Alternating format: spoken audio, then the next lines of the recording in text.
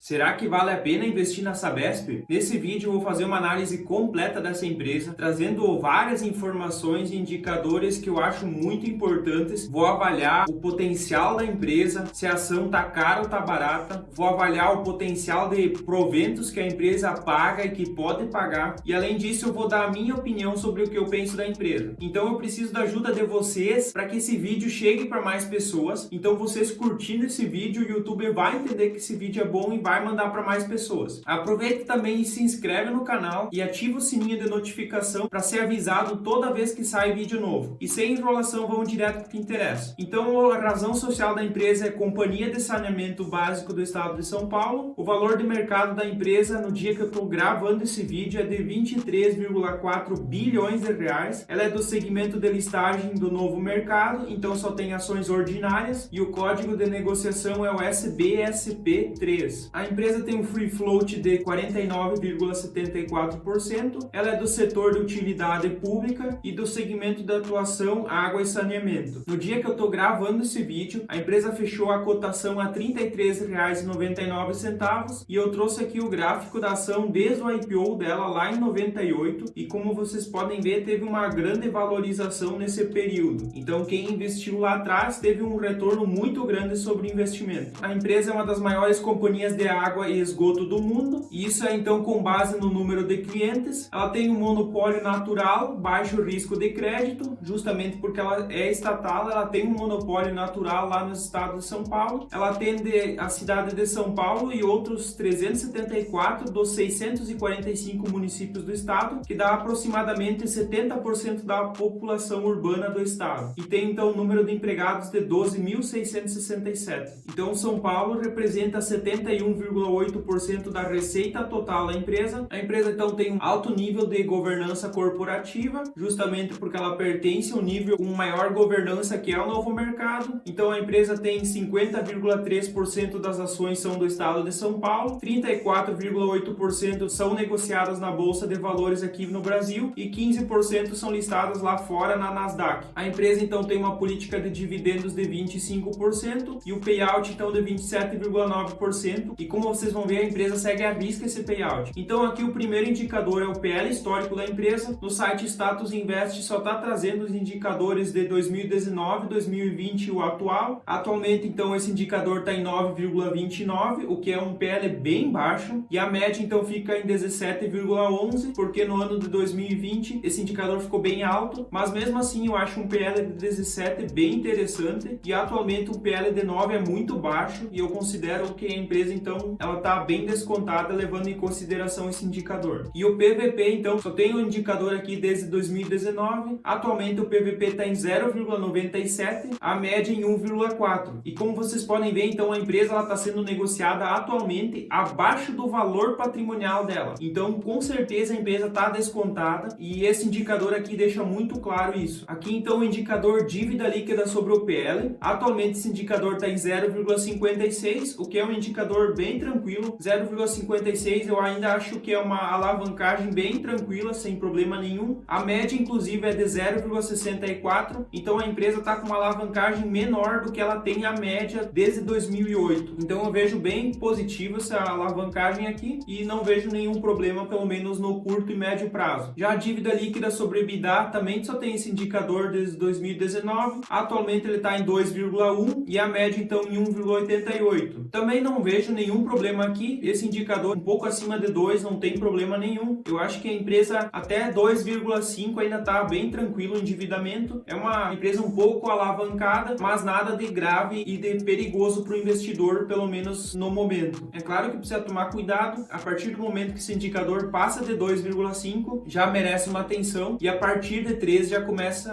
a se tornar perigosa essa alavancagem. A liquidez corrente não é um indicador que está muito interessante, atualmente está em 0,95 e a média em 0,91. E esse indicador, se ele está abaixo de 1, isso significa que a empresa não tem o suficiente em caixa indisponíveis para pagar todas as dívidas de curto prazo. Então, basicamente, ela vive na corda bamba, dependendo de resultados futuros para ir pagando as suas dívidas. Então, não é muito interessante que esse indicador fique abaixo de 1. Então, esse é um ponto aqui negativo. A margem líquida da empresa atualmente está em 13,57%, a média em 14,26%. 26%. Eu já falei em vários vídeos analisando empresas que a margem líquida acima de 10% para mim é muito interessante. Então, atualmente, como ela está acima de 10% e a média é acima de 10%, eu vejo como bem positivo esse indicador e eu acho uma empresa bem interessante, com margens muito interessantes. O ROI também é um indicador que eu acho muito bom aqui. Atualmente ele está em 10,5%, a média em 12,74% e eu também considero um ROI interessante acima de 10%. Então ele está atualmente acima de 10% e a média também é acima de 10%. E isso mostra que a empresa tem uma rentabilidade muito boa sobre o patrimônio líquido. O ROIC é outro indicador aqui que eu também vejo como interessante. Atualmente esse indicador está em 7,75%, o que não é tão bom assim, mas a média em 10,31%, o que eu já acho interessante. Eu também gosto de um ROIC acima de 10%, mas o ROIC costuma ser menor que o ROI, é bem comum. Então, como o ROI não está tão alto, é difícil o ROIC conseguir ter um percentual tão alto. Mas eu acho muito saudável e um indicador bem interessante para essa empresa. É um retorno sobre o capital investido bem interessante. E aqui então o Dividend Yield histórico, aqui no Status Invest também só tem desde 2019, então atualmente o Dividend Yield da empresa está em 1,16% e a média então fica em 2,06%. Então é um Dividend Yield bem baixo até, eu acho que a empresa podia ter um Dividend Yield mais alto. Se aparecesse os outros anos aqui, eu tenho convicção que esse indicador ficaria com a média de pelo menos 3%, o que já é bem acima da média das empresas listadas na Bolsa de Valores. A empresa não é muito forte no pagamento de proventos, inclusive eu já falei ali o payout dela, ela distribui de quase 28%, então não é um payout muito alto e isso acaba não tendo um dividend yield tão elevado. Claro que esse setor, água e saneamento, ele exige muito investimento, então a Sabesp com certeza não vai ser uma grande pagadora de proventos, mas ainda assim é uma empresa acima da média. E aqui então vocês podem ver os proventos pagos pela empresa desde 2007 por ação. Cada linha dessas representa 50 centavos de proventos e como vocês podem ver, em 2009 foi o recorde da empresa quando ela pagou quase R$13 por ação em proventos. E em 2010, 12 e 13 ela pagou proventos bem interessantes, mas aí ela vem caindo bastante esses proventos porque ela vem focando mais em investir, em diminuir o endividamento, então ela diminuiu bastante essa distribuição de proventos. Aqui então o payout, como eu falei para vocês, a empresa ela tem a política de distribuir 27,9% do lucro líquido e é exatamente isso que ela faz. E aqui no gráfico mostra que desde 2012 ela distribui exatamente esse payout, então é uma empresa que é possível ter uma previsão de quanto de provento ela vai pagar cada ano, você consegue fazer uma estimativa do lucro líquido. E aqui então eu trouxe um dos pontos que eu avalio muito, que é a receita líquida e o lucro líquido. Então em 2008 a empresa teve uma receita líquida de 7,8 bilhões de reais e agora em 2020 ela teve 17,7 bilhões de reais. Então eu avalio muito que as empresas elas têm um crescimento da receita constante e como vocês podem ver, a Sabesp praticamente em todos os anos ela vem aumentando essa receita e o lucro líquido, apesar de oscilar um pouco, ele também vem em um crescimento, saindo de quase 900 milhões de reais para em 2019 chegar a mais de 3 bilhões de reais. Então foi um crescimento bem interessante desse lucro. Em 2020 esse lucro diminuiu bastante porque a pandemia afetou muito a empresa e isso é bem comum de acontecer. Além disso, as empresas de água e saneamento elas oscilam o seu lucro líquido porque elas não dependem somente da qualidade da gestão e existe aqui o risco hidrológico que afeta bastante as empresas. Então, em secas e em crises, esse tipo de empresa acaba sendo afetada. Mas o interessante é olhar que a receita líquida ela vem em um crescimento praticamente constante e isso aqui é muito positivo. E a Sabesp, então, ela tem uma base diversificada de consumidores. O volume faturado de água, 86% é residencial, 8% comercial, 1% industrial, 2% público e 3% em atacado. E aí a receita da água, 71% é residencial, 17% comercial, então o comercial representa uma participação maior da receita, sendo que no volume faturado da água ele é menor. O industrial representa 5%, também uma porcentagem maior em relação ao volume de água que elas consomem. O público então 6% e atacado 1%. E o volume faturado de esgoto, 87% é residencial, 8% comercial, 2% industrial, 2% público e 1% atacado. E a receita de esgoto também tem essa diferença, 66% é residencial, 21% comercial, 7% industrial, 6% público e 1% 51% da atacado. Então a empresa aqui ela tem contratos bem longos. Aqui então, como vocês podem ver, a maioria dos contratos que a Sabesp tem são de longo prazo. Como vocês podem ver aqui, 55,6% da receita, os contratos têm vencimento de 16 a 20 anos e são 216 municípios. E aqui então, se você olhar, mais de 95% da receita é a partir de 16 anos dos vencimentos desses contratos. Então isso aqui dá muita segurança para a empresa e é poucos contratos que vencem no curto prazo. 8 municípios estão com o contrato vencidos, isso só representa 0,51% da receita. Uma parte mais relevante é de 6 a 10 anos, onde só 2,55% da receita vai vencer, e são 22 municípios. Mas esses contratos ainda podem ser renovados, então essa é a vantagem desse setor. Os contratos são de longo prazo e isso aqui garante um fluxo e uma receita muito boa para a empresa. E aqui então os 10 maiores contratos: São Paulo, então, que representa 46,69% da receita, tem ainda 19 anos de contrato. Santos, que representa 7,49% da receita, tem 25 anos de contrato. Guarulhos representa 3,88% da receita, tem 38 anos de contrato. São Bernardo do Campo, 2,87% da receita, também 38 anos de contrato. E aqui então o mais próximo de vencer é Osasco, com 9 anos e que representa 1,88% da receita. Então essas 10 maiores contratos, eles representam 69,56% da receita e tem uma média então de vencimento de 26 anos. É um longo prazo mesmo, isso dá muita segurança para a empresa e para o investidor. Então o investimento e financiamento da empresa, ela está com um plano de investimentos de 21 bilhões de reais de 2021 a 2025 e aqui então está mostrando dividido igualmente entre esses anos, e aqui então mostra qual o valor que é para ser investido no abastecimento de água, coleta de esgoto e tratamento de esgoto. E aqui então os financiamentos: 15,21 bilhões deve ser de recursos próprios, que é 72,5% do valor, e aí financiado 5,75 bilhões de reais, que representa então 27,4% do valor. E desse valor que vai ser financiado, 4,05 bilhões de reais já foi contratado e está em negociação mais 1,7 bilhões de reais, que representa 29,7% do financiamento. E a empresa então ela tem acesso a financiamento de longo prazo e baixo custo. Aqui a dívida por contrato em moeda, então atualmente 19% da dívida é em moeda estrangeira e 81% em moeda nacional. E a empresa ela fez um trabalho aqui de diminuir a dívida em moeda estrangeira. Isso aqui é muito importante, principalmente porque nesses últimos anos o dólar vem valorizando bastante em relação ao real. Então não é interessante uma empresa que tem receita na moeda nacional ter dívida em moeda estrangeira. Isso aqui é muito importante para que a empresa diminua o risco de aumentar drasticamente essa dívida por causa do câmbio. E aqui então a dívida por indexador, 47% está atrelado ao CDI, os demais 53% está bem dividido. Então isso aqui acaba diminuindo o risco da empresa também ter problemas por causa de algum índice que oscila bastante. E aqui então o perfil de vencimento da dívida, aqui vocês podem ver, ele está bem diversificado entre vários anos, então a empresa não tem grandes riscos de acabar tendo dificuldades por causa do endividamento mal planejado e mal gerido. E aqui então a situação hídrica da empresa, como a crise hídrica está afetando bastante, a empresa ela tem um sistema de abastecimento mais robusto do que ela tinha antes lá na crise hídrica de 2014-2015. Então ela melhorou esse sistema de abastecimento justamente para não ser tão afetada. Por enquanto ainda a crise não está grave, pelo menos nos mananciais da Sabesp, mas precisa estar muito atento. Se faltar chuva por mais alguns meses, pode ficar numa situação bem crítica. E aqui então houve um aumento de 16,5% nos mananciais, a capacidade máxima de armazenamento também aumentou 7,1%, a transferência entre mananciais aumentou 162,7%, a população urbana na área de atuação aumentou 5%, a capacidade total de tratamento de água aumentou 11,3%, o sistema produtores de água aumentou 25%, a produção média mensal caiu 9,7%, então isso aqui não é muito interessante. O consumo médio residencial caiu 7,8%, isso aqui também não é muito bom para a empresa. Então pessoal, eu não invisto na Sabesp, é uma empresa bem interessante, mas como vocês já devem ter visto, eu falei que eu invisto na Sanepar, é uma empresa que eu considero mais descontada e que faz mais sentido na minha estratégia de investimentos. A Sabesp é uma empresa muito interessante, é uma empresa saudável estável financeiramente, bem gerida, é uma estatal que não é um ponto tão positivo, mas a Sanepar, por exemplo, também é estatal, assim como a Copasa é estatal. Então, nesse setor é difícil ter alguma empresa que seja privada. Existe o rumor que o governo de São Paulo tinha a ideia de privatizar a Sabesp, mas isso não tem ainda nenhuma perspectiva de quando isso possa acontecer. Então, o investidor não pode contar com uma possível privatização que pode não acontecer. O investidor precisa esquecer essa privatização e, se quer investir na empresa, precisa olhar somente para os indicadores e a gestão da empresa no momento atual. É uma empresa, então, que não é uma grande pagadora de proventos, ela está com um preço por ação bem interessante, ela não está cara, então é sim um bom investimento, mas como eu falei para vocês, na minha opinião, eu preferi investir na Sanepar. Eu já vi vários investidores que investem tanto na Sanepar como na Sabesp, ou até na Sabesp e na Copasa, então cada um tem que ver de acordo com a metodologia se faz sentido investir nessas empresas. Mas eu posso afirmar que a Sabesp é uma boa empresa. O maior risco que existe nesse tipo de empresa é a situação hídrica, tá bem complicado no Brasil, tá com uma falta de chuvas muito grande, mas pelo que eu vejo aqui no sul, a chuva já vem aumentando bastante, então eu acho que vai melhorar essa situação hídrica e não vai se agravar mais tanto. Mas é claro que precisa estar atento e acompanhar para ver se isso vai acontecer de fato. Lembrando sempre, pessoal, que esse vídeo não é uma recomendação de investimentos, é apenas informações e indicadores que eu trouxe aqui para que vocês possam estudar e aprender cada vez mais sobre investimentos. Eu peço de novo para vocês curtir esse vídeo, isso é muito importante para o YouTube entender que esse vídeo é bom e mandar ele para mais pessoas. Também se inscreve no canal e ativa o sininho de notificação para ficar por dentro toda vez que sai vídeo novo. Como de costume, eu vou deixar na tela um vídeo, uma playlist que eu recomendo que vocês assistam. Eu espero vocês no próximo vídeo. Até lá e tchau!